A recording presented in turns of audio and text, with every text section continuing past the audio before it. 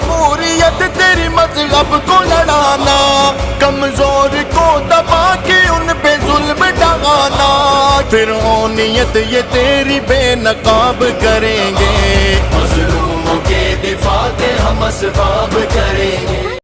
देश में जो हालात हैं आप में से किसी से छुपे नहीं हैं, हर कोई रोज देखता है और दिन प्रतिदिन हालत बद से बदतर होती चली जा रही है। और कई बार तो ऐसा लगता है कि क्या हम इसे रोक पाएंगे भी या सब कुछ ऐसे ही चलता रहे। जहां तक बहुजन समाज की स्थिति है वो तो इतनी दयनीय है और इतनी बुरी हालत में होती चली जा रही है, शायद इससे बुरी स्थिति आजादी से पहले हो तो हो, आजादी के बाद अब से पहले इतनी बुरी स्थिति तो नहीं थी जो अब लगातार होती जा रही है। ऐसा नहीं है कि समाज में एमएलए, एमपी, राजनीतिक पार्टियां, सामाजिक संगठन या समाज को नेतृत्व देने की बात करने वाले लोगों की कमी है। बहुत लोग पार्लियामेंट में 131 एमपी लोकसभा में, करीब 20-25 एमपी राज्यसभा में, भिन्न भिन्न विधानसभाओं में कुल मिला के अपने ही समाज के तकरीबन 1145 विधायक हैं, एमएलए और एमएलसी। लेकिन सबकी आंखों के सामने पूज्य बाबा साहब द्वारा रचित संविधान, जो बहुजन समाज को और इस देश के हर व्यक्ति को सहारा देता है, न्याय देता है, उसके हक सुरक्षित रखने का एक सबसे महत्वपूर्ण दस्तावेज है, इन सब की आंखों के सामने खत्म लगातार। अब तो यहां तक भी है कि जो उसकी मूल प्रति थी, उस मूल प्रति पर भी जो चित्र बने थे वो भी रामायण, हनुमान, इस तरह के चित्र उस पर उकेर दिए गए हैं। यहां तक भी सुप्रीम कोर्ट का जो अपना चिन्ह था, जो उसकी मोहर थी, वो मोहर भी अब चेंज कर दी गई, वो चिन्ह भी चेंज कर दिया गया। पहले केवल जो शेर का निशान था वो था, नीचे सत्यमेव जयते लिखा था, गोले में सुप्रीम कोर्ट था, अब वो भी खत्म कर दिया गया है, बदल दिया गया, उसको अलग से बनाया गया। जो शेर का निशान था छोटा कर दिया गया और सत्यमेव जयते की जगह धर्मो धर्म रक्षति ये शब्द वहां पर लिख दिए गए। इस कोरोना संकट में जो लॉकडाउन हुआ, भाजपा सरकार ने अपने हिंदुत्व के एजेंडे के लिए जो भी वो कर सकते थे लगातार उन्होंने काम किया। हमारे सारे एमपीओ के होते हुए सब उनकी आंखों के सामने खत्म। ऐसा नहीं कि कोई नहीं था, सब थे। निजीकरण उनकी आंखों के सामने हो रहा है, कोई भी एक भी व्यक्ति नहीं बोलता, किसी भी पार्टी का नहीं बोलता। श्रम कानून खत्म किए गए, कोई नहीं बोला। यूएपीए कानून में संशोधन किए गए और उसका जिस तरह से गलत प्रयोग हो रहा, बेगुनाह लोगों को जिस तरह से यूएपीए और एनएसए के अंतर्गत एफआईआर लिख के जेलों में ठूंसा जा रहा है, सबके सामने, कोई नहीं बोल रहा। ठीक इसी तरह से जो किसानों का है, किसानों के भले की बात मोदी सरकार करती है, लेकिन पिछले दरवाजे से, जिस समय संसद नहीं है सत्र में, जिस समय लॉकडाउन है, उस समय अध्यादेश लाकर ये 3 कानून लाए गए। और जब राज्यसभा में अब 10 दिन के लिए हुआ, वोटिंग की मांग होते हुए भी आपने सबने देखा किस गुंडागर्दी, ये मैं इसे शब्द गुंडागर्दी कहूंगा, कि गुंडागर्दी से हल्ला मचा के उसको वोटिंग भी नहीं होने दी, अन्यथा वो राज्यसभा में पास नहीं होता, पास कर दिया गया। सब कुछ हमारे इन्हीं तथाकथित सांसदों, विधायकों की आंखों के सामने लगातार हो रहा है। बोलने को कोई तैयार नहीं। क्या हम इसी तरह से इसको चलने दें? या हमें इसे कहीं रोकने का प्रयास करना चाहिए? मैं ये मानता हूं कि हमारी जिम्मेदारी है कि हम इसे प्रयास नहीं करें, हम इसको रोकें।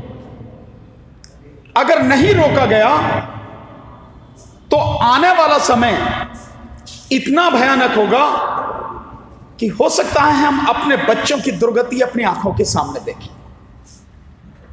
हो सकता है जिनके पास पैसा हो या विदेशों में रहते हो वो कहते हैं कोई फर्क नहीं यार, सब चलती हैं चीजें, ऐसा कुछ नहीं होगा। लेकिन आप सारी जो गतिविधियां हैं एक एक करके सबको देखिए, मोदी ने जिस तरह से की हैं वो सारी गतिविधियां इस देश में आने वाले समय में हिंदू राष्ट्र को पूरी तरह से स्थापित करने के लिए और इस संविधान को पूरी तरह से खत्म करने के लिए ही।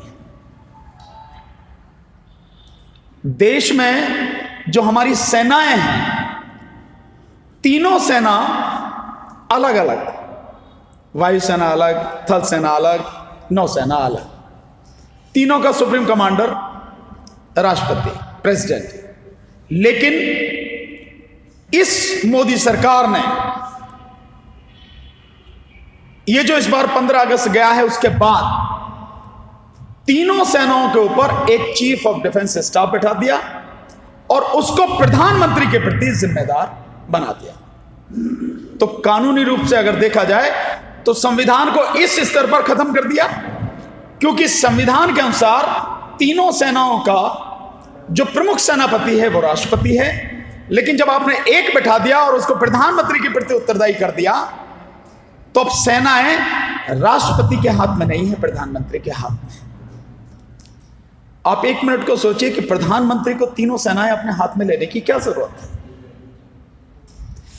ये वही करता है जो व्यक्ति अपने तानाशाही वाले एजेंडे के तहत काम करता है, तो उसे सबसे पहले सेना फोर्सेस अपने हाथ में चाहिए ताकि समय पर उनका इस्तेमाल कर सके। ये उन्होंने कर दिया। इसके अलावा बेरोजगारी की जो हालत है आप देख रहे हैं, तकरीबन 1.25 करोड़ 1.25 करोड़ के लगभग केंद्र सरकार और भिन्न भिन्न राज्य सरकारों में पोस्टें खाली पड़ी, अप्रूव्ड हैं। ये इनके लिए किसी परमिशन की जरूरत नहीं है, ये स्वीकृत पद हैं, अप्रूव्ड हैं, सरकार ने नहीं भरे। और अब जो भी खाली हो रही हैं वो भी नहीं भरे जा रहे हैं। किस तरह से मोदी सरकार ने सुप्रीम कोर्ट को अपने चंगुल में कर लिया है आपसे छुपा नहीं है। कोर्ट से, सुप्रीम कोर्ट से एक भी आदेश मोदी सरकार के विरोध में पास नहीं हो रहा। मोदी सरकार के जितने भी गलत काम हैं उनके विषय में जितनी भी रिट फाइल हुई हैं, सारी रिट ठंडे बस्ते में पड़ी हैं। सुप्रीम कोर्ट उन्हें सुनने को तैयार नहीं है।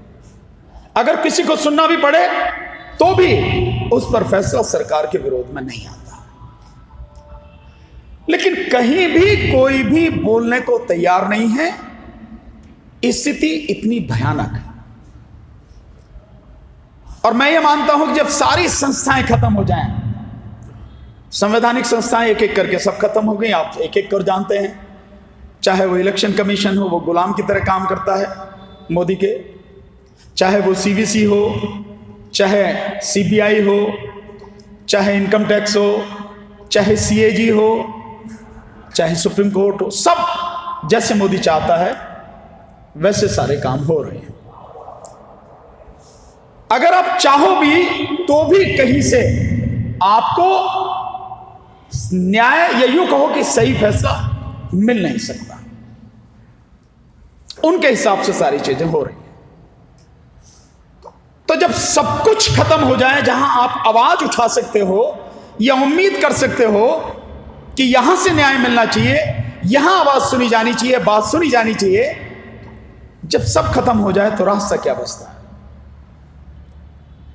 मेरे से बहुत बड़े हैं, मेरे तो पिता तुल्य हैं, हम सबके बड़े हैं, आदरणीय अहला बाली साहब। आपकी किताबें जब हम पढ़ते थे तभी से, जब ग्रेजुएशन में थे उसी समय से हम लोग आपकी किताबें पढ़ते रहे, समझते रहे, मिशन को समझते रहे, बाबा साहब के विषय में जानते रहे। आप बहुत अच्छी तरह से समझते हैं कि जब सारे रास्ते बंद हो जाएं तो केवल एक ही रास्ता है, वो है जन आंदोलन। पब्लिक का सड़क पे निकलना ही एकमात्र रास्ता है। अगर कोई हो, और आपसे निवेदन करूंगा जरूर बताएं।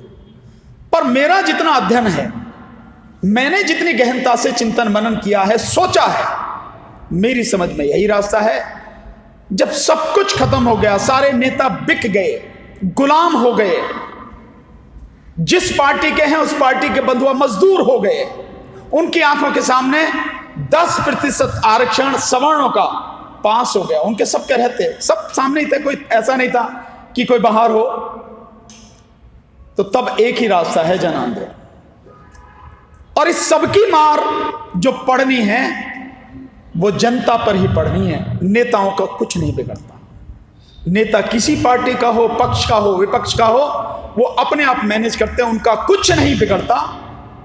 जो कुछ भी बिगड़ता है या जो कुछ भी बिगड़ा है, बिगड़ रहा है और आगे बिगड़ेगा, वो आप सबका, हमारा, जनता का, उसी का बिगड़ेगा। और मैं बहुत पहले से ये बात कहता रहा हूं, अब इस समय में जो लड़ाई है या जो लड़ाई लड़नी है वो जनता की लड़ाई है, जनता को ही लड़नी है। जितनी जल्दी हम ये बात समझ जाएं और समझकर हम इकट्ठा होकर सड़क पर उतरकर अपनी लड़ाई लड़ना शुरू कर दें, शायद कुछ बच जाएगा, अन्यथा कुछ नहीं बचेगा। मोदी सरकार ने एक एक करके देश के सारे सार्वजनिक संस्थान सब बेच दिए। बैंक वालों को कहा गया है कि तुम जिसको लोन लेने जो आ रहा है उसको लोन दो, तुम्हें परेशान होने की जरूरत नहीं है, अगर कोई गड़बड़ भी होगी तो तुम्हारा कुछ नहीं बिगड़ेगा। इसका मतलब आप समझ सकते हैं, बैंक से जो हमारे बुजुर्ग बैठे हैं वो समझ सकते हैं इसका मतलब क्या है। जो भी इस तरह के जो बेईमान मानसिकता के लोग होंगे उसका कैसे इस्तेमाल करेंगे। जब सरकार ने कह दिया कि तुम्हारे खिलाफ कोई एफआईआर नहीं होगी, कुछ नहीं होगा, तो सब कैसे होगा आप समझ सकते हैं। पर घूम फिर के जितनी भी मार पड़ती है वो पड़ती है बहुजन समाज पर ही। कहीं से भी हो, सबसे ज्यादा मार जो पड़ती है वो बहुजन समाज पर ही पड़ती है। और हमारी संख्या इतनी बड़ी है, लेकिन हम कैसे हैं कि हमें सब पिटते ही रहते हैं। हमारी लड़ाई लड़ने कोई दूसरा तो आएगा नहीं। कोई आएगा तो बताओ, मुझे तो नहीं लगता। जिनकी जिम्मेदारी थी जब वही नहीं लड़ रहे तो कोई और कौन आएगा। दूसरे क्यों हमारी लड़ाई लड़ेंगे, क्यों हमारी बात सुनेंगे।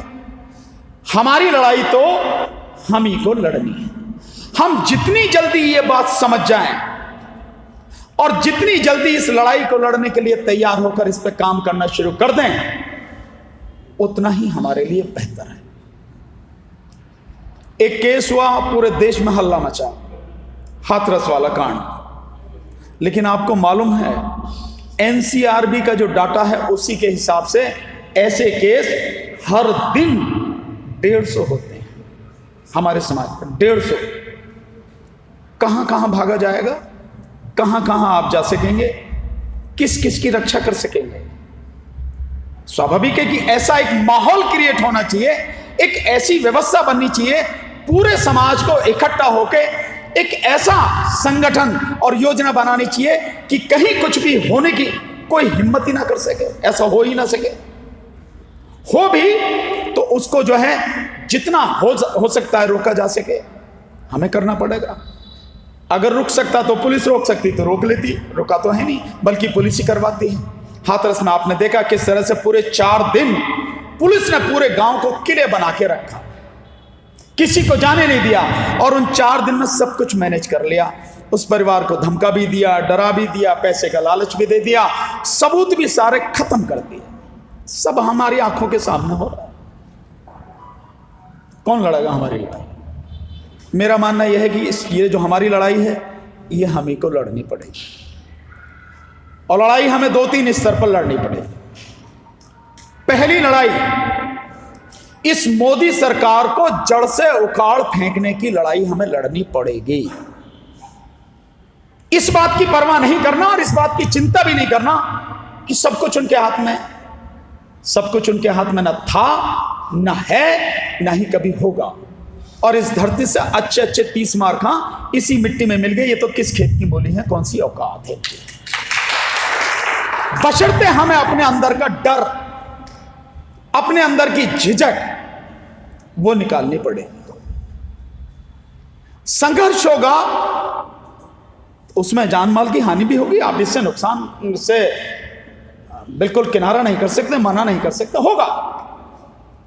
बिना बलिदान के आज तक कुछ नहीं मिला, आगे क्या मिलेगा? किसी को भी क्या मिलेगा? कभी किसी को मिला नहीं, हमें भी नहीं मिलेगा। लेकिन बलिदान करने के लिए हमें तैयार होना पड़ेगा, बलिदान हमें करना पड़ेगा। कम से कम अपने लिए ना सही तो अपनी आने वाली पीढ़ी के लिए, अपने बच्चों के लिए। अगर हम ये भी नहीं कर पाए तो आप इस बात के लिए तैयार रहना, हमारी आंखों के सामने हम अपने बच्चों की बर्बादी, उनका बलात्कार, उनके कत्ल सब कुछ देखेंगे। जिस प्लानिंग के तहत वो कर रहे हैं आप इसकी कल्पना नहीं कर सकते हैं। मैं बहुत सी बातें यहाँ बता भी नहीं सकता हूँ।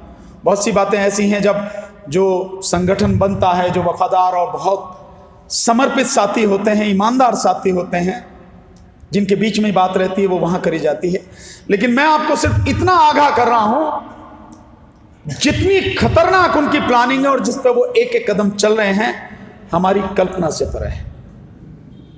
और वो अपनी प्लानिंग में सफल हो जाएंगे अगर हम संघर्ष करने के लिए बाहर नहीं आए। नौकरियां पूरी तरह से खत्म की जा रही हैं। जब सारे सार्वजनिक क्षेत्र के संस्थान निजी हाथों में दे दिए जाएंगे तो स्वाभाविक है बहुजन समाज के बच्चों को तो रोजगार नहीं मिलेगा। किसी को मिले तो मिले, हमें तो नहीं मिलेगा। जिस तरह से एक एक चीज, चाहे वो कोयला खदानों का मामला हो, चाहे खाने, रेत की खाने हो, पत्थर के वो हो, सब कुछ एक एक करके निजी हाथों में दिया जा रहा है। और आप कहीं भाग भी ना सकें इसके लिए भी सारे एयरपोर्ट एक एक करके अडानी के हाथों में सौंपे जा रहे हैं। आप जलमार्ग से भी कहीं नहीं जा सके, उसके लिए सारे जो बंदरगाह हैं अडानी के पास चले जा रहे हैं। सब कुछ बहुत प्लानिंग के तहत है, आपकी कल्पना में नहीं है। जिन दो लोगों की संपत्ति अब से 5 साल पहले जितनी थी, आज 5 साल बाद 10 गुना हो गई है। 10 गुना कैसे हो गई, कभी हम सोचते नहीं है। जिस देश में आर्थिक स्थिति पूरी तरह से खत्म हो गई, देश की आर्थिक स्थिति जीडीपी जो है -24 में पहुंच गई, उस देश में 2 लोगों की संपत्ति 10 गुना कैसे हो गई? हमारे मन में यह सवाल आना चाहिए, कैसे हो रही है? रेल उनके हाथों में दी जा रही है, तो परिवहन के जितने भी साधन हैं सब एक एक करके उनके हाथों में दिए जा रहे हैं। तो अगर आप कहीं जाना भी चाहें, भागना भी चाहें, नहीं जा सकेंगे आप। ये बहुत प्लानिंग के तहत है सब कुछ। हमें क्या इसको रोकना नहीं चाहिए? हमारे पास आगे बढ़ने का एक तरीका था जो हमें पूज्य बाबा साहब ने रास्ता दिखाया। जब वो कहते हैं शिक्षित बनो, तो स्कूलों में जाके पढ़े, तो आज हम सब इस स्थिति में हैं। जो भी तरक्की कर पाए, अगर नहीं पढ़ पाते तो नहीं कर पाते किसी हालत में भी। विदेशों में भी जाके अगर जॉब कर रहे हैं या अपना कोई रोजगार कर रहे हैं, कोई फैक्ट्री चला रहे हैं, कुछ भी पढ़ाई की वजह से। और आप जानते हैं कि शिक्षा का पूरी तरह से बंटाढार इस सरकार ने कर दिया है। शिक्षा को केवल और केवल निजी हाथों में लगातार सौंपा जा रहा है। और अभी जो नई शिक्षा नीति आई है, आपने देखा उसके विषय में कि जो हायर एजुकेशन है उसको पूरी तरह से निजी हाथों में, और उन्हीं को कह दिया तुम ही चलाओ, तुम ही जैसे चाहो उसके फीस वगैरह तय करो। इसका मतलब ये हुआ कि जिस तरह से वो फीस तय करेंगे, हमारा समाज तो दे नहीं पाएगा, हमारे बच्चे तो दे नहीं पाएंगे। अगर दे नहीं पाएंगे तो पढ़ भी नहीं पाएंगे, और पढ़ नहीं पाएंगे तो फिर किसी कंपटीशन में भी आ नहीं पाएंगे, कुछ आगे कर नहीं पाएंगे, ना रिसर्च कर पाएंगे, ना कहीं कुछ भी। एक सरकारी शिक्षा ही थी, एक वही माध्यम था कि समाज, जो गरीब बच्चे थे, पढ़ते थे, वजीफा मिलता था और धीरे धीरे पढ़ के आगे बढ़ते थे। अब वो भी सब एकदम खत्म किया जा रहा। उनके पास पैसे की कोई कमी नहीं है, वो सब मैनेज करते हैं। अस्पतालों की क्या स्थिति है हमारे देश में? मेडिकल फैसिलिटियों की क्या हालत है। इस कोरोना काल में आप सब ने देखा, पूरा का पूरा मेडिकल ढांचा नंगा हो गया। सारे हॉस्पिटल्स में ओपीडी बंद। दिल्ली जैसे शहर में, राजधानी में सारे हॉस्पिटल्स में ओपीडी बंद है, केवल कोरोना के लिए खुले हुए। और जब भी कोई सरकारी अधिकारी बड़ा या नेता उसको कोरोना होता है तो वो किसी सरकारी अस्पताल में नहीं जाता, वो जाता है प्राइवेट हॉस्पिटल्स में। तो इसका मतलब साफ है कि सरकारी अस्पताल किसी काम के नहीं है, बेकार। यही मतलब। अगर सब वो बढ़िया होते तो फिर नेता भी वहीं होते, अफसर भी वहीं होते, पर ऐसा है तो नहीं। सो जो चीज भी आप देखें सब खत्म हो गई। और इस सरकार ने 80 करोड़ लोगों को बता दिया कि ये 80 करोड़ लोग इस देश में भिखारी हैं। सरकारी तो कह रही है कि 81 करोड़ लोगों को नवंबर महीने के अंत तक 5 किलो अनाज और 1 किलो चना देगी। तो सरकार ने मान लिया कि 81 करोड़ लोग इस देश में भिखारी हैं। बेरोजगारी में 35 करोड़ लोग देश में बेरोजगार हो चुके हैं। आंकड़े कहीं से भी कैसे लाएं, लेकिन हकीकत ये है। तो इन सारे हालात में रास्ता क्या है? एक जन आंदोलन, और वो भी मोदी सरकार के खिलाफ। लोग सोच रहे हैं कि 2024 में चुनाव में जब सब कुछ देश में इसके खिलाफ है तो 2024 में इसे उखाड़ के फेंक देंगे। किसी हालत में नहीं उखाड़ सकते आप। जब तक ईवीएम इस देश में मौजूद है और बीजेपी सरकार जब तक है वो उसे रखेगी, हटा नहीं सकती है। हटाएगी नहीं तो आप बीजेपी को हटा नहीं सकते हैं। नंबर एक, जिस तरह से वो आगे बढ़ रहे हैं, 2024 तो बहुत दूर की बात है जनाब की। साक्षी महाराज जो उन्नाव से बीजेपी के एमपी हैं, उन्होंने 2019 के चुनाव से पहले कहा था, मुझे उनकी भविष्यवाणी बिल्कुल सच नजर आ रही है आज की तारीख में, कि अगर 2019 में बीजेपी चुनाव में जीत के आई तो 2024 के बाद चुनाव नहीं होगा। मैं दावे के साथ कह रहा हूं 2024 के बाद नहीं, 2024 का ही लोकसभा चुनाव नहीं होगा। जिस तरह से ये सारे हालात चल रहे हैं। ईवीएम के विषय में लोगों को कई बार मालूम नहीं है। लोग कहते हैं इलेक्शन कमीशन करता क्यों नहीं, उसके सामने धरना। इलेक्शन कमीशन के हाथ में ईवीएम को हटाना लाना नहीं है। यह केंद्र सरकार के द्वारा जन प्रतिनिधित्व कानून जो है उसमें, यानी पीपल्स रिप्रेजेंटेशन एक्ट जो है, उसमें संसद द्वारा संशोधन करके कांग्रेस सरकार ने बैलेट पेपर की जगह ईवीएम लाई। और अब जब ईवीएम हटेगा तो पार्लियामेंट के माध्यम से ही संशोधन करके ईवीएम की जगह बैलेट पेपर आएगा, और वो केंद्र सरकार लाएगी, बिना इसके होगा नहीं। तो इलेक्शन कमीशन के हाथ में कुछ नहीं है। इलेक्शन कमीशन केवल एक क्लर्क है, एक नौकर है। जो कानून है उसी के तहत वो काम करेगा, और उसमें भी वो कितना फेवर उसको कर रहा आप सबको मालूम है। तो एक आंदोलन सरकार के खिलाफ, हमने करीब 10 दिन पहले एक प्रेस कॉन्फ्रेंस करके इस आंदोलन की शुरुआत कर दी है। एक प्रेस कॉन्फ्रेंस हमने की है जिसमें हमने जो मुद्दे लिए हैं उसमें कुछ खास मुद्दे मैं आपके सामने रख रहा हूं। कोई और मुद्दा आप समझे तो जरूर बताइए। सबसे पहला मुद्दा ईवीएम। ईवीएम को हटा के बैलेट पेपर से चुनाव कराया जाए। दूसरा, सीएए, एनपीआर और एनआरसी, इसको बंद किया जाए। आपने देखा होगा कोरोना संकट के दौरान लॉकडाउन में ये बंद हो गया। हालांकि इतना जबरदस्त आंदोलन चल रहा था, वो अगर 4 महीने होते तो मोदी सरकार के घुटने वैसे ही तोड़ दिए जाते। हम लोग उस लेवल पे काम करते हुए पहुंच गए थे पूरे देश में, पर अनफॉर्चुनेटली लॉकडाउन हो गया, सब बंद हो गया। और अब फिर से बीजेपी के 2 नेताओं ने इसके विषय में आवाज उठानी शुरू करी है। एक जेपी नड्डा जो राष्ट्रीय अध्यक्ष हैं, और एक उत्तर प्रदेश के मुख्यमंत्री योगी आदित्यनाथ। सीए एनआरसी की बात उन्होंने शुरू की। तो सीए एनआरसी का मुद्दा रहेगा, आप इससे इनकार नहीं कर सकते।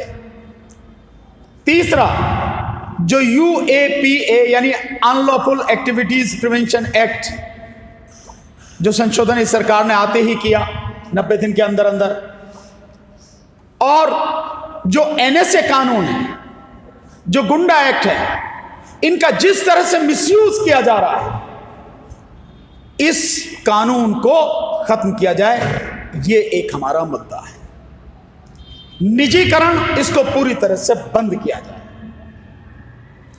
शिक्षा का जो निजीकरण किया जा रहा है, शिक्षा का जो बंटाढार किया गया है, इस शिक्षा में सुधार हो और पूरे देश में एक जैसी शिक्षा हो, राजधानी से लेकर दूर दराज के इलाके तक एक जैसी शिक्षा मिले, ये हमारा मुद्दा है। गरीबों को मेडिकल फैसिलिटी मिले, ये भी हमारा मुद्दा है। महिलाओं के साथ जो हो रहा है आप सबको मालूम है, ये अन्याय या अत्याचार रुकने चाहिए, एक ये मुद्दा है। और साथ में जो सरकारी कर्मचारी हैं, जो 30 साल 32 साल 35 साल नौकरी करके आता था, उसको पेंशन मिलती थी, 2000 में वाजपेयी सरकार ने जो खत्म कर दी, उसको बहाल किया जाए। क्योंकि अगर एक दिन भी कोई एमएलए और एमपी रह लेता है तो जीवन भर उसे पेंशन मिलती है, तो फिर जो सरकारी सेवा में 30-32 साल होता उसे क्यों नहीं मिले? इस तरह से करके, और ये किसानों का मुद्दा, जो श्रम कानूनों को इस सरकारों ने खत्म किया और श्रमिकों को पूरी तरह से, जो फैक्ट्री मालिक हैं, उद्योगपति हैं, उनकी रहमो करम पर छोड़ दिया, ये मुद्दा, इन सारी चीजों को लेके हमने आंदोलन की शुरुआत हम लोग कर रहे हैं, जिसका पहली जो हम आंदोलन प्रदर्शन शुरू कर रहे हैं, दिल्ली में जंतर मंतर से वो आंदोलन हम शुरू कर रहे हैं। और उसके बाद पूरे देश में आंदोलन करेंगे, और अगले साल में जो समय होगा साथियों से बात करके निश्चित करेंगे। लेकिन अगले साल में 30 मई को, क्योंकि सरकार ने इस दूसरी जो इसका टर्म है 30 मई को शपथ ली थी, तो 30 मई से पहले पहले दिल्ली को जाम करेंगे। देश के कई हिस्सों से जन आंदोलन शुरू करेंगे, पैदल यात्रा और मतलब जिस तरह से भी यात्रा हो सकती है, जगह जगह से। उसमें एक यात्रा जो शुरू होगी आपकी यहां से शुरू होगी,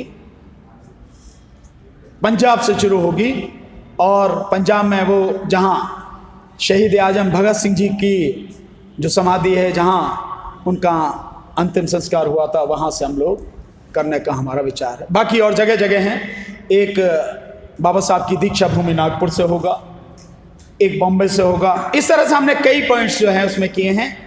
बाकी फाइनल जो है साथियों से मिलकर करेंगे, लेकिन दिल्ली जाम करेंगे, चारों तरफ से आज साथी आके दिल्ली जाम करेंगे। उसमें आपका बहुत बड़ा सहयोग हमें चाहिए। अगर आप समझते हैं कि ये लड़ाई सही है और ये आपकी भी लड़ाई है।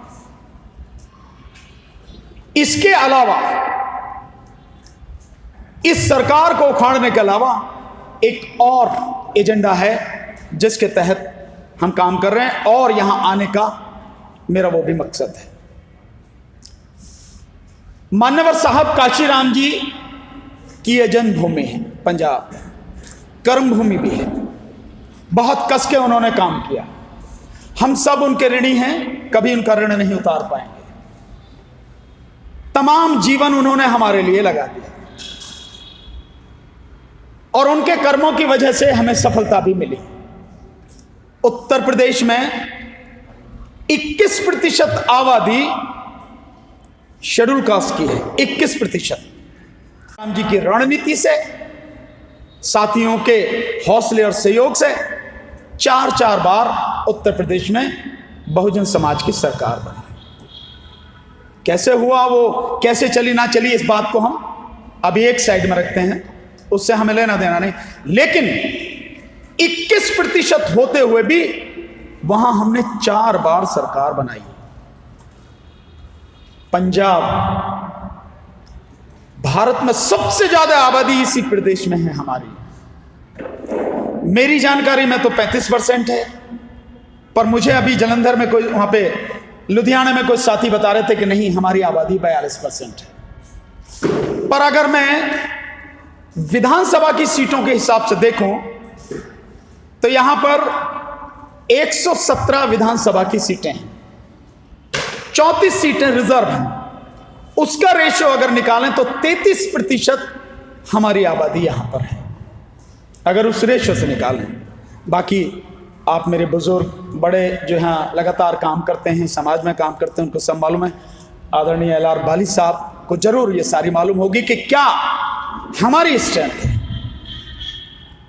आप बुरा नहीं मानना, लेकिन मुझे इस बात का दुख है इतनी बड़ी आबादी होते हुए भी आजादी के बाद से अब तक एक बार भी सरकार बनाना तो दूर, हम उस स्थिति में भी नहीं आए जहां हमारी इतनी ताकत हो कि हमारे बिना कोई सरकार बन ही नहीं सके। ये मेरे लिए जितनी सोचने की बात है, उससे कहीं ज्यादा आपके लिए भी सोचने की बात है। क्या वो कारण है कि जिसकी वजह से हम इस स्थिति में नहीं आ पा रहे हैं? आप सबको मालूम भी होंगे, नहीं भी मालूम होंगे तो हम सबको मिलकर सोचने पड़ेंगे, निकालने पड़ेंगे वो कारण। क्या कारण है कि हम इस स्थिति में नहीं आ पा रहे हैं? तो साथियों, सरकार के बिना कुछ नहीं होने वाला। सत्ता अगर आपके हाथ में नहीं है, आपके पास कोई बिजनेस है या कहीं कोई नौकरी है, खा लोगे आप, 2 रोटी अच्छी खा लोगे, लेकिन समाज के भले की जो बात है, समाज के लिए व्यापक रूप से जो काम करने की बात है, वो तभी संभव है जब सत्ता आपके हाथ में है। और मान्यवर साहब काशीराम जी ने इसीलिए कहा था, और मैं ये मानता हूं कि बिल्कुल सही कहा था, कि मैं बहुजन समाज को हुक्मरान बनाना चाहता हूं, क्योंकि जो समाज हुक्मरान होता है उस पर कोई अन्याय या अत्याचार नहीं होता है। हमें सोचना पड़ेगा। 34 सीटें रिजर्व हैं, 117 कुल सीट हैं। अगर 26 सीटें और आ जाएं तो 60 में आपकी सरकार बन जाएगी। यहां पे हम इतने मरे गिरे तो नहीं हैं कि हम इतना भी नहीं कर सकें। मैंने बहुत अच्छी तरह से देखा, आपको एक बार नहीं कितनी बार देखा होगा, कभी कोई आंदोलन हुआ, पंजाब के लोगों ने इतना बढ़ चढ़कर भाग लिया, पूरा पंजाब जाम कर दिया। कभी भी कोई बात हुई, समाज की कभी कोई बात हुई, आप लोगों ने सड़क पे आंदोलन किया। आप सड़क पे लड़ने वाले लोग, ऐसा नहीं है कि नहीं जानते आप लड़ना। रविदास मंदिर का आंदोलन हुआ दिल्ली में, मैक्सिमम लोग यहां से गए थे पंजाब से। इस तरह से आप लोगों ने आंदोलन किया, तो क्या आपको नहीं सोचना चाहिए कि सरकार हम क्यों नहीं बना पाते हैं? क्या कारण है? क्या हमारे भीतर से कोई भेदिया है? हमारे अंदर कोई भीतरघात करने वाला है, कोई गद्दार है? क्या कारण है कि साहब ने इतनी मेहनत करी और साहब ने एक बार इस स्थिति में पहुंचा भी दिया कि अगर हमारी नहीं बनती तो हमारे बिना कोई सरकार बनती भी नहीं, लेकिन रातों रात क्या हुआ, किस तरह का झूठ फैलाएगा, सारा आंदोलन बेकार हो गया। क्या चीज है, ऐसा क्या है कि जो वो सफल हो जाते हैं और हम इतनी ताकत में होते हुए भी सफल नहीं होते? तो इस बार 2022 में यहां पंजाब में विधानसभा के चुनाव होंगे, उत्तराखंड में विधानसभा के चुनाव होंगे और उत्तर प्रदेश में विधानसभा के चुनाव होंगे। हमारी पार्टी राष्ट्रीय जनहित संघर्ष पार्टी, जिसका मैं राष्ट्रीय अध्यक्ष हूं, दोनों जगह यहां की सभी 117 सीटों पर और उत्तर प्रदेश की 403 सभी सीटों पर चुनाव लड़ेगी, पूरी ताकत से लड़ेगी, चाहे हमें रात दिन एक करना पड़ जाए। मैं उसमें आपका सहयोग चाहता हूं। अगर मेरी बात गलत हो, मेरे मुंह पे कहिए, बताइए, गाइड कीजिए, समझाइए। आपको गलत लगता है तो साथ मत दीजिए, जिसका ठीक समझे साथ दीजिए। लेकिन मैं आपको इतना जरूर बताए दे रहा हूं, बहुत मुश्किल से मौका आता है। इस बार यह मौका हमारे पास है। हम लोग चाहें, क्योंकि ऐसा कोई नहीं है कि हमारा गांव गांव संगठन नहीं है, शहर शहर संगठन नहीं है, हर जिले में गांव में संगठन है, सब जानते हैं एक दूसरे को। सिर्फ जुड़ना ही तो है, एक लक्ष्य हमारे सामने है, उसके लेके जुड़ना है हमें, और कुछ नहीं करना है। और जुड़ के जो बाकी साथियों ने जोड़ना है। और मैं आपको दावे के साथ कह सकता हूं, लिख के कह सकता हूं, अगर यहां मैं मैदान में हूं, और मैं यही शब्द इस्तेमाल कर रहा हूं, अगर मैं यहां मैदान में हूं तो यहां का पूरा मुस्लिम समाज आपका साथ देगा पूरी ताकत से। यहां ओबीसी समाज के भी लोग हैं। कल मेरी अमृतसर में मीटिंग है उन साथियों के साथ में, 2 जगह मीटिंग है, उनसे भी बात कर। लगातार अब यहां हम काम करेंगे। जिले में लोकसभा में 13 लोकसभाएं हैं, यहाँ पे 22 जिले हैं। अगर मैं सही हूं तो शायद एक आध कोई और हो सकता है, लेकिन मेरी जानकारी 22 जिले हैं। और सभी विधानसभा में संगठन खड़ा करने का हम लोग प्रयास शुरू हमने कर दिया है, आगे करेंगे। मैं साथियों किसी तरह की लाग लपेट की बात नहीं करता, मैं राजनीति की बात कर रहा हूं, पूरी तरह से शुद्ध राजनीति। लेकिन राजनीति हमेशा लोगों के भले के लिए होती है। वो राजनीति नहीं कि आपने अपने आप को थोड़ा सा दिखाया और फिर किसी ने आपके सामने नोटों की गद्दी फेंकी और आप लपलपाते हुए उस नोटों की गद्दी की तरफ भाग गए। मैं उसकी बात नहीं कर रहा। वो लोग बिकाऊ हैं। जो सत्ता हाथ में होकर ताकत होती है, नोटों की गड्डी में क्या हो सकती है, समझने की बात है। और सत्ता हमें चाहिए क्योंकि हम समाज का भला तभी कर सकते हैं। और इसके लिए मेरा बार बार कहना है, जब तक अच्छे लोग राजनीति में नहीं आएंगे अच्छा होगा भी नहीं, आप मान लीजिए। और बिना राजनीति के कुछ होगा भी नहीं, ये भी मान लीजिए।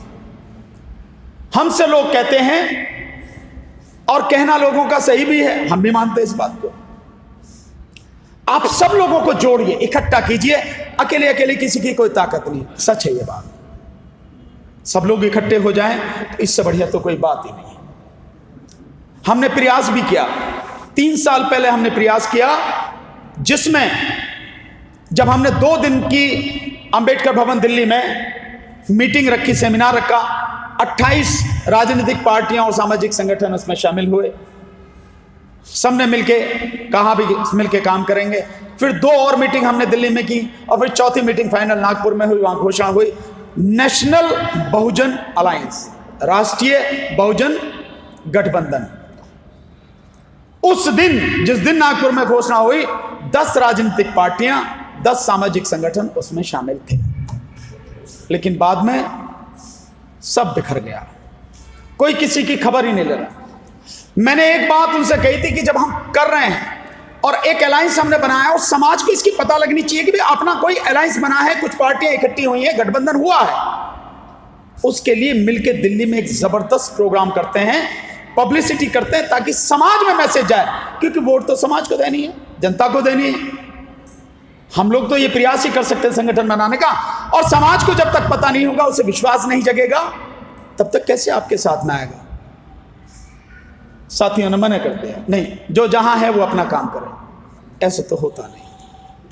अभी एक और संगठन बन रहा है, मैं उसका नाम नहीं बताऊंगा। उसमें अब तक तकरीबन 24-25 पार्टियां शामिल हो चुकी हैं। कुछ दिनों से लगातार मेरे पीछे पड़े हुए हैं, आप भी इसमें आ जाइए। मैंने कहा भाई बात करेंगे। उनमें जो एक पार्टी शामिल है वो हमारे साथ उसमें नेशनल बहुजन अलायंस में भी शामिल थी।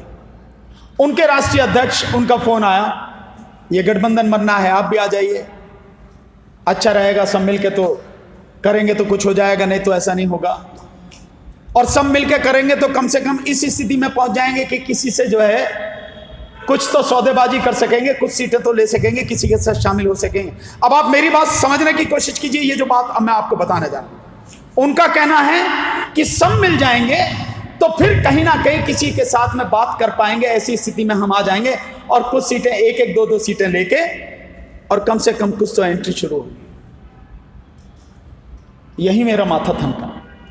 हम सारे मिलके गठबंधन बना रहे हैं और फिर भी हम किसी पार्टी के तलवे चाटेंगे जाके, तो गठबंधन काहे को बना रहे हो, डूब के मर जाना बेहतर है। मेरा मानना यह है, आपका क्या विचार है मैं नहीं जानता, लेकिन मेरा मानना यह है सब मिलके गठबंधन बना रहे हैं और फिर भी किसी पार्टी से भीख मांगने के लिए जाएंगे कि कुछ सीटें हमें दे दे, जिसमें हम लोग 1-1, 2-2 सीटें लड़ रहे हैं। तो क्या गठबंधन है ये? मैं इसके पक्ष में नहीं। हालांकि उनके जो कोऑर्डिनेटर है, जिन्होंने किया, परसों मेरे से मिलने दिल्ली आ रहे हैं, फिर भी ये स्थिति है। तो सोच जब इतनी छोटी है कि 1-1, 2-2 सीट मिल जाए और उसमें हो जाए काम, तो 1-2 सीट मिल भी गई, 10 सीट भी मिल गई, तो क्या उखाड़ लोगे आप? बैठे तो 131 MP, उन्होंने क्या उखाड़ लिया? कम से कम जब आप आ ही रहे मैदान में और आप आ ही गए हैं मैदान में, तो फिर सत्ता कैसे हासिल हो इसके लिए काम कीजिए। कुछ समय तो ज्यादा लग सकता है, मान्यवर साहब काशीराम जी ने कितना समय लगाया, लेकिन अपने दम पर सत्ता हासिल की उन्होंने, की कि नहीं की? तो क्या हम नहीं कर सकते? हम उनकी औलाद नहीं है क्या? हमें वो बता के नहीं गए रास्ता, हमें सिखा के नहीं गए कि सत्ता कैसे हासिल होती है? और उनके हम बच्चे होके भी सब कुछ उनके जीवन का जान के और सीख के भी फिर भी हम भीख ही मांगते रहें, तो मैं समझता हूं हमारा मर जाना ही बेहतर है। फिर हमें जीने की कोई जरूरत नहीं है, हमारे जीने का कोई महत्व नहीं है। इसलिए हम अपने दम पर उत्तर प्रदेश में और यहां चुनाव लड़ने का मन बना चुके हैं।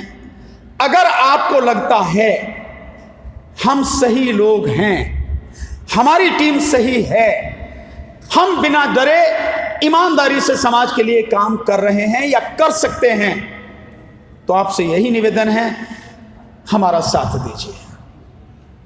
समय ना आपके पास न मेरे पास ज्यादा नहीं है। आज से अगर लगाएंगे 31 दिसंबर का समय है, ज्यादा से ज्यादा 425 दिन है। मार्च अप्रैल में चुनाव होना है 2022 में, तो 21 का ही पूरा साल है और अब ये दिसंबर और ये हमें बहुत काम करना है। लेकिन पंजाब की जितनी स्थिति है हम बड़े आराम से उसको कवर कर सकते हैं, काम कर सकते हैं। क्यों? आप सब लोग आंदोलनकारी लोग हैं, समझदार लोग हैं, नेतृत्व करने की क्षमता रखते हैं, लड़ने वाले संघर्षशील लोग हैं। जगह जगह हमारा संगठन है, सिर्फ जाके आवाज देनी है, जगाना है और इकट्ठा करके एक सूत्र में पिरोना है, एक माला बनानी है, बस इतना ही काम करना। इस तरह से काम करके मैं दावे के साथ कह सकता हूं, अगर हमने ईमानदारी से काम किया तो 2022 के चुनाव में पंजाब में हमारी सरकार होगी, किसी और की नहीं हो सकती, हमारी ही सरकार होगी। इस स्थिति को मैं देख रहा हूं और मैं आपको इसलिए बता रहा हूं। फिर भी आपको लगता है हमारी बातें बेकार हैं, कोई दिक्कत नहीं, आपका जो मन करता हो वो कीजिए। कुछ बातें कड़वी हैं, कहना जरूरी है, जिनको हम जितनी जल्दी समझ लें बहुत जरूरी है। आगे आने वाली स्थिति क्या हो सकती है उसका आकलन और सही आकलन जो कर ले, दूरदृष्टा उसी को कहते हैं, दूरदर्शी उसी को कहते हैं। और वर्तमान जो स्थिति है, हम कहां खड़े हैं, इस सच्चाई को जानकर काम करे वही ज्ञानी है। आज की तारीख में, वैसे तो पंजाब में पहले भी कुछ नहीं था, फिर भी आज की तारीख में केवल पंजाब में नहीं, उत्तर प्रदेश में भी बहुजन समाज पार्टी यानी बीएसपी, आदरणीय बहन जी की समाज पार्टी, बहुजन समाज पार्टी खत्म हो चुकी है, उसका चैप्टर खत्म हो चुका है। जितनी जल्दी आप इस सच्चाई को मान लें उतना ही समाज के हित में है। न माने कोई बात नहीं, आने वाला वक्त आपको इस बात को बता देगा, क्योंकि जब तक हम एक सच्चाई को नहीं मानेंगे तब तक हम आगे नहीं बढ़ेंगे। और भी साथी मैदान में हैं, मैं किसी के विषय में कुछ नहीं कहूंगा, किसी के विषय में, बहुत बुद्धिजीवी साथी हैं आप, मैं कहूंगा उसका अलग अर्थ निकाला जाएगा, पर जिसका भी साथ दो, बहुत सोच समझ के, जांच परख के, चिंतन मनन करके देना, अन्यथा एक कदम गलत हुआ, आगे की बहुत लंबी जिंदगी ऐसे ही भटक जाएगी। बहुत लोग मैदान में हैं, पर कौन कौन कहां से चल रहा है, कहां से चलाया जा रहा है, किसके पीछे कौन कौन खड़ा है, इसको जानने की कोशिश करो। मैं तो जानता हूं, पर मैं कहूंगा नहीं, मेरा कहना अदरवाइज हो सकता है, पर आप जानना, आपको जानना ही पड़ेगा, अपने लिए, अपने समाज के लिए, अपनी आने वाली पीढ़ी, अपने बच्चों के लिए। हम कुछ भी नहीं देके जा रहे हैं अपने बच्चों के लिए। इतनी जिम्मेदारी तो हमारी बनती है कि हमने उन्हें पैदा किया है, तो हम अपने बच्चों के लिए कम से कम जैसा हमारा समय था ऐसा तो देखे जाए। अब तो इतनी बदतर हालत है कि हम कल्पना नहीं कर सकते। यही बात आपके बीच में कहने आया था। इसी बात के लिए आदरणीय जनकराज चौहान साहब से निवेदन किया था। मैं दिल से आभारी हूं आपका, आप सबका। मेरी प्रार्थना आपने स्वीकार करी, आप यहां आए, इतनी देर 2 घंटे लेट होने के बाद भी आप बैठे रहे हैं। आपके धैर्य को प्रणाम, आपके हौसले को नमन, और मेरा जो हौसला आपने बढ़ाया है उसके लिए दिल से आपको धन्यवाद। मैं आभारी हूं आपका। आप समझते हैं हम ठीक कह रहे हैं, हमारा साथ दीजिए। आप समझते हैं गलत है, जो फैसला आपका है। मेरे विषय में आप सारा जानते ही हैं,